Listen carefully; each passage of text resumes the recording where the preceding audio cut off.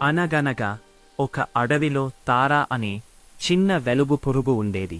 రాత్రి సమయంలో అది చిన్న ప్రకాశంతో మెరిసినా అందరూ దానిమీద నవ్వుకునేవారు. నీ వెలుగు ఎంత చిన్నదో ఎవరికీ ఉపయోగపడదు అని పెద్ద పురుగులు తక్కువ చేసేది. ఒకరోజు అడవిలో భారీ తుఫాను వచ్చింది. చెట్లు కూలిపోవడంతో చిన్న జంతువులు తమ గుహల దారి కనిపెట్టుకోలేక అంధకారంలో ఇరుక్కుపోయాయి. భయంతో ఏడుస్తున్న వాటిని చూసి తారా హృదయం కదిలింది. నా వెలుగు చిన్నదైనా ప్రయత్నిస్తే ఎవరికో సహాయం కావచ్చు అని ఆలోచించింది. వెంటనే కాంతిని పెంచి జంతువుల ముందు ఎగిరింది.